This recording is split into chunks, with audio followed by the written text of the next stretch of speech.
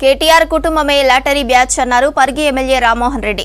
కేటీఆర్ తో పాటు హరీష్ రావు, కవితకు లాటరీ ద్వారా పదవులు వచ్చాయని చెప్పారు. పరిగి నియోజకవర్గంలో పైలట్ ప్రాజెక్టు కింద మండలానికి ఒక గ్రామంలో అందరికీ ప్రభుత్వ పథకాలు అమలు చేశామన్నారు రామ్మోహన్ రెడ్డి. పరిగి నియోజకవర్గంలో 1000 కోట్ల రుణమాఫీ అయిందని చెప్పారు. దమ్ముంటే శివారెడ్డిపల్లి వచ్చి పథకాల అమలును చూడాలని కేటీఆర్ కు సవాల్ చేశారు. శివారెడ్డిపల్లిలో బీఆర్ఎస్ ప్రభుత్వ హయాంలో ఎంత రుణమాఫీ అయిందో, కాంగ్రెస్ పాలనలో ఎన్ని రుణాలు మాఫీ అయ్యాయో చర్చించడానికి సిద్ధంగా ఉన్నానని చెప్పారు. విచారణ మరోవైపు నుంచి ఈడీ విచారణ కొనసాగుతున్న సందర్భంలో దిక్కుతోచని పరిస్థితిలో ఉన్నాడు. వాళ్ళ ఆయన కేసీఆర్ మీద కాళేశ్వరం కుంభకోణం పైన ఘోష్ కమిటీ విచారణ జరుగుతుంది. చీఫ్ ఇంజనీర్లను అందరినీ కూడా పిలిచి విచారణ చేస్తున్నారు. ఒకవైపు వాళ్ళ బావ కూడా ఇరిగేషన్ మినిస్టర్గా ఉండే హరీష్ రావు, ఆయన పైన కూడా విచారణ కొనసాగుతుంది.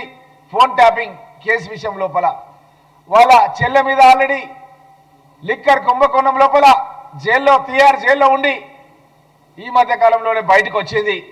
ఈ విధంగా నీ కుటుంబం అంతా కూడా ఈరోజు తీవ్రమైనటువంటి నేరారోపణలకు గావించబడి ఎప్పుడెప్పుడు ఎవరు జైలుకి వెళ్తారో కూడా తెలియని పరిస్థితి లోపల నువ్వు మా ముఖ్యమంత్రి రేవంత్ రెడ్డి గారిని, మా నాయకుడు రేవంత్ రెడ్డి ముఖ్యమంత్రి గారిని లాటరీ ముఖ్యమంత్రి అని ఎట్లా నువ్వు నీలాగా విదేశాల నుంచి రాలే మా ముఖ్యమంత్రి.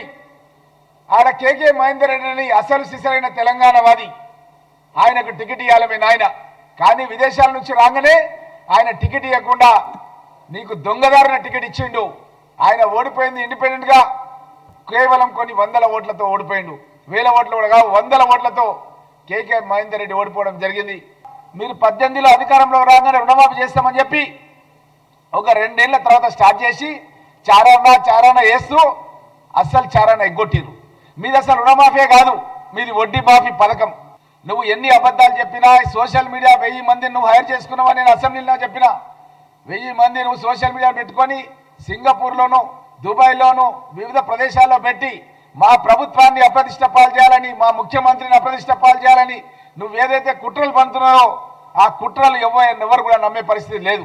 మీకు పార్లమెంట్ ఎన్నికల్లో గుండు సున్నా వచ్చింది, అందుగురించే గాడిది గుడ్డు అంటారు మీ పార్టీకి వచ్చినటువంటి ఓట్లు. అయినా మీకు సిగ్గు లేదు. జిల్లా పరిషత్ ఎన్నికల్లో ఒక్క జిల్లా పరిషత్ కూడా గెలిచే సూచనలు లేవు కాబట్టి ముందే బట్టగాల్చి మీదేసే కార్యక్రమాన్ని ఈ యొక్క కేటీఆర్ చేస్తున్నాడు. ప్రజలు ఎవరు కూడా నమ్మడానికి సిద్ధంగా లేరు.